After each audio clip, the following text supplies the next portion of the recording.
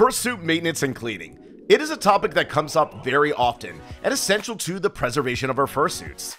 And I've seen many methods and techniques over the years, but one I have been very curious about is the fabled green machine.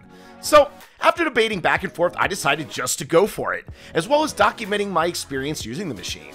So let's see how well this highly talked about machine amongst fursuiters stacks up to cleaning my fursuit, especially parts that are hard to clean and ones I just can't throw into the washer machine or tub. So to start things off, let's talk a little bit about the green machine I bought. I went ahead and purchased the Bristle Little Pro Heat Portable Green Machine for around $120 USD. This machine comes with removable water tanks for easy filling and emptying, and multiple tools for cleaning various surfaces and materials. It has the quote-unquote heat wave technology for apparently keeping consistent water temperature while cleaning, which I'll explain more in detail throughout this video. Okay, it's a very easy setup. So like you see, you have your two containers here. And all you have to do with this machine, if you turn it around, it's really simple. You got your on-off switch right here. And these two pieces right here, all you gotta do is just snap them in. So it's like super easy. You got your nozzle on this side and the plug, and then you have your little cord here, which is already set up. And all you really do is take this one.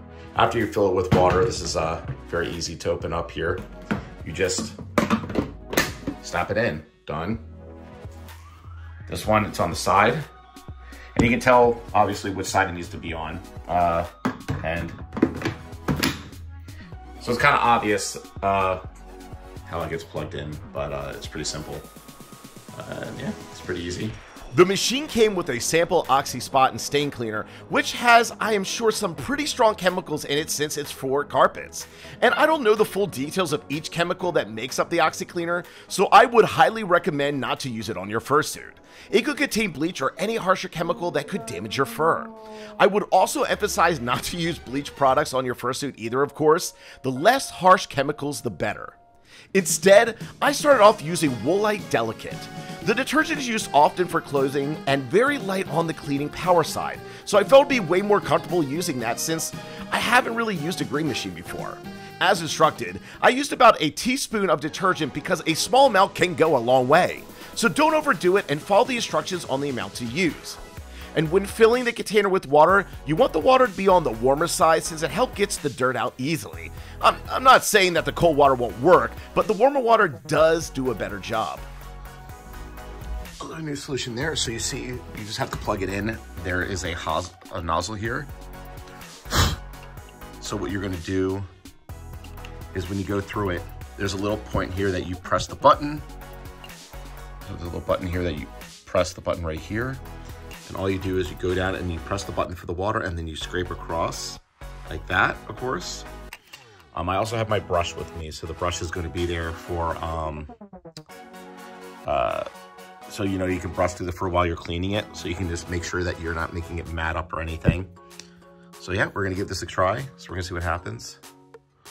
All you gotta do is just turn it on. It's really loud, as you can hear. See the spray. See how that sprays out? There you go. There you go. As you can see, it is fairly easy to use in that I am using the spray function on the nozzle to coat the fursuit paw and then going it over with the nozzle brush with a mild amount of pressure. That way I can pull out the dirt from the paw itself. While I am cleaning the paw, I also noticed it glides over the fur and pads very easily and doesn't really snag anything or pull out the fur. This is great for it makes me feel confident going over the paw thoroughly while giving it a deep clean. At this stage, the water is filled with warm water and woolite, but I did notice that some of the stains weren't really pulling out like I hoped for. So considering the possible options, I felt the culprit could be the water temperature getting colder than I would have anticipated, or the woolite might be too delicate for some of the harder and deeper stains in the fur. So even though after some thought that the woolite could be part of the reason more so than the temperature consistency of the water, I went ahead and changed the tactics for both, which you will see next. Okay, to be honest, just doing a note here. So I did try the woolite with the water. The water's warm, but I think it could definitely be warmer because even though it says pro heat, that doesn't mean that there's a button and it's turning on heat and it's causing like massive heat, which you don't like, of course, want. You don't want to apply like actual blowing heat on a fursuit, obviously, for you know, because it would ruin the fur. So I'm gonna try hotter water, and I'm gonna switch, and I'm gonna try Tide, because I think the Woolite works really well, and I have nothing wrong with Woolite, but I have used Tide on my fursuit all the time too, and it's really good. I'm just going to use it because I think it has a little bit more stronger, because it's a little bit less delicate than the Woolite. So I want to give that a go. And remember, a little goes a long way. So I'm just using like a teaspoon. You don't want to do like probably more than a teaspoon and a half inside here, because you just don't need that much soap, and you don't want that much soap, because then you don't want all that soap in your fursuit. So a little goes a long way. Okay, so I did something a little bit different. I got myself more water because I felt like it was being a little bit too soapy. Like I said, a teaspoon goes a long way. So a teaspoon and a half is a little bit soapy. So I filled it up a little bit more with hot water. And I also got a bucket. So the reason I got a bucket is because I've noticed that even though this says a Pro Heat machine, which I'm gonna call shenanigans on that, when you turn it on, the water gets cold really easily, which I don't like, because you kind of want the water to be warm because it pulls out stuff better. So I'm gonna have the bucket here, so that way, if water feels like it's getting too cold, I can just spray it in there for a little bit until it feels warm again, and then I can go back to cleaning. I don't know if that's really necessary, but for the sake of what I want to do for the fursuit and cleaning, that's what I'm going to do. So.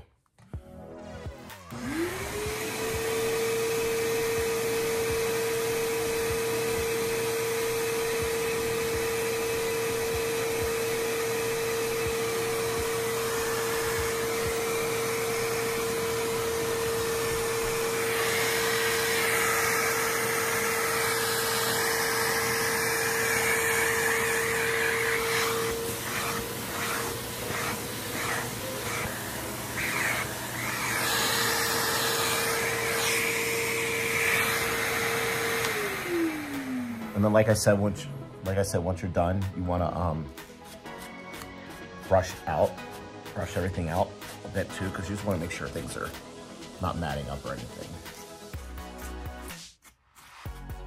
You know, just make sure you give it a brush up. You see, like, yeah. So look, it looks all nice and it smells good. And as you can see, so if you compare. You see how there's like dirt. It seemed like it got most of it out. You know what I mean? Like, but these are indoor paws, so first a little bit more matted, but I think for the most part, it got pretty much the dirt out. So we're gonna do it with the other paw.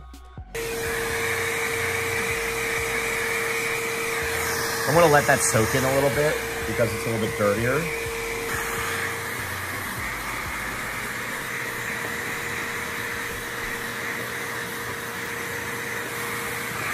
Normally I don't brush upward, but I'm doing it just a little bit this time because I'm trying to get the,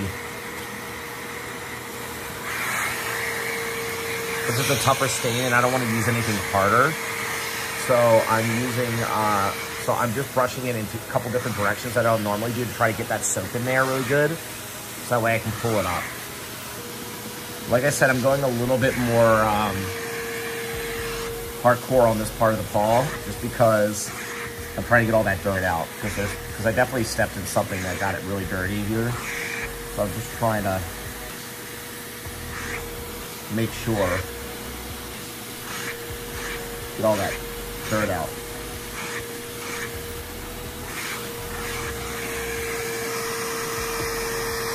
Okay. I'm going to finish with this paw, and we're going to move on to that. Okay, man, like I said, make sure it's important that you brush everything out. Just make sure nothing's tangled up.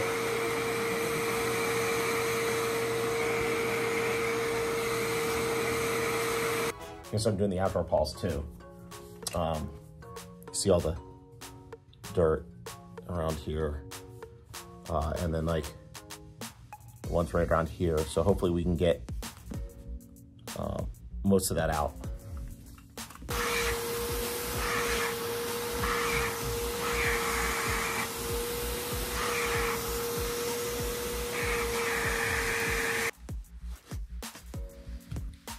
Okay, so as you see, it got all the dirt off for sure. It smells really nice. This part right here is really hard to do. So what I'm gonna try to do, I'm gonna try to take a cloth and see if I can get that using the solution from the stuff. So give me 1 second. Okay. So I'm gonna try. Okay. Spraying that area, like right around here, and a little bit on the towel. I can see if I can spot clean it out.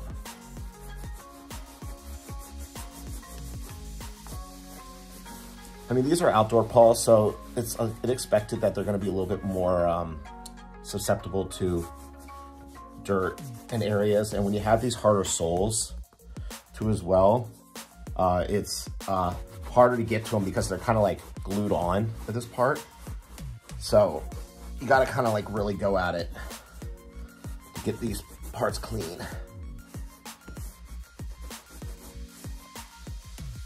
And I think we might have succeeded for the most part.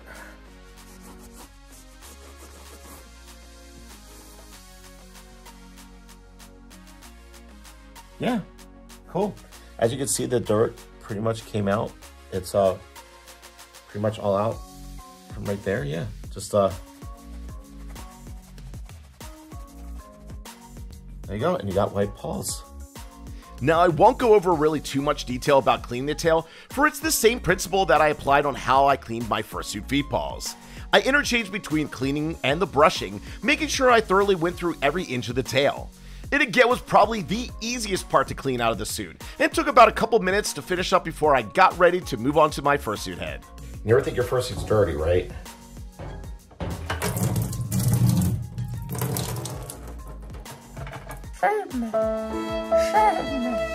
Oh no, I'm beheaded. So another reason why I also did my feet paws first, because aside from them being really dirty, if I were to test this out for some reason, like, you know, if I wasn't aware of the stuff that I was using for like, you know, like the detergent or something, or if I was unsure, it's better off to do on the feet paws, because feet paws can be replaced really easily, but heads are a lot of different story. So since we're all very protective of our heads and stuff like that, I felt like doing something like a hand paw or, you know, a feet paw or something like that would be way better. Or if you have a test strip of fur, do that first.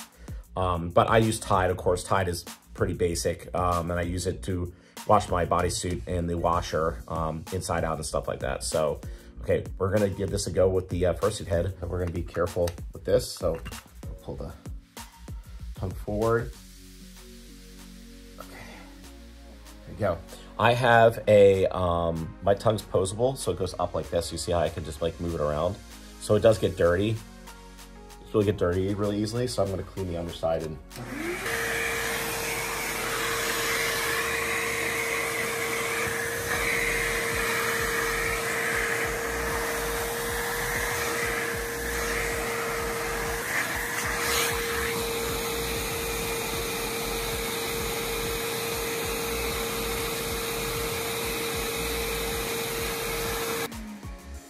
Now, I did mention this before too, but also before I start doing the actual head, I'm gonna put something in both these eyes to protect the eyes. I'm not saying they would get damaged, but I think it would be smart to put something here like a cloth or something just to protect the mesh. Okay, yeah. So.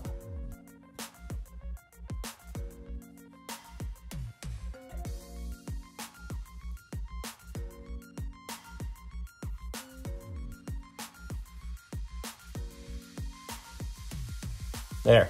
Okay.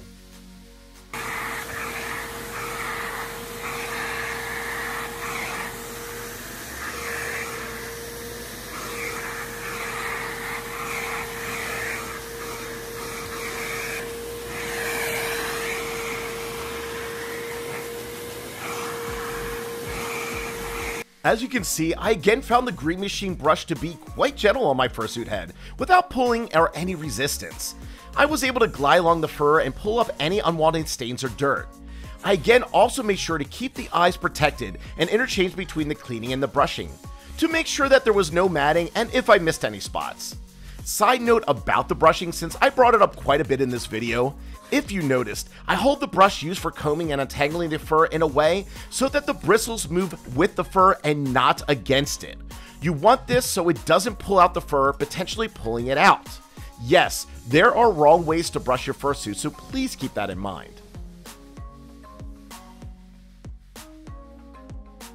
There he is with his new coiffed little head. Yes. Boop. Okay, listen to me when I say this. We all sweat in our heads, a lot, and God only knows what gets soaked up in there. If you can clean the inside of your head, which I'm pretty much sure most of us can, please do it on a semi-regular basis. I'm telling you, once I finished cleaning the inside of my head, it smelled and felt so much better than before. And wait until you see the color of the water when I was done with just the head alone. Okay, so now that we're done using it for a bit, this was the clean water and this the dirty water. So let's see how much dirt and sweat and stuff I pulled up from it. So here we go. Okay. Oh, yeah, okay. Well, you'll see what I'm talking about.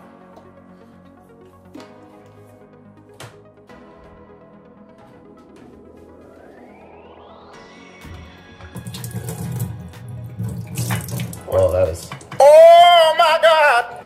That is something. Holy crap, that is a lot of dirt. Holy crap. Well, goes to show you, if your fursuit heads doesn't look that way, they're dirty. So my final thoughts? Honestly, the green machine worked just as I have hoped for, if not better. The only downside I mentioned in the video is the water temperature, but there was an easy workaround for that. And luckily, we know where the heat part in the name comes from, so we don't have to worry about any unwanted heat source attacking the fur from the machine directly. And again, it was really easy to use and assemble, and it makes quick work cleaning the parts of the fursuit that I wouldn't put in a washer machine or tub. All in all, at the end of this video, the fursuit looks so fresh and new. It smells amazing, and everything is bright and shiny. I would highly recommend buying and using a green machine for your fursuit. I hope you found this video very helpful and learned a bit more about the green machine and how it stacks up to cleaning a fursuit. And I may throw some more future fursuit maintenance videos since they are really helpful. I mean, it's how I learn more about the green machine. Till next time, stay awesome.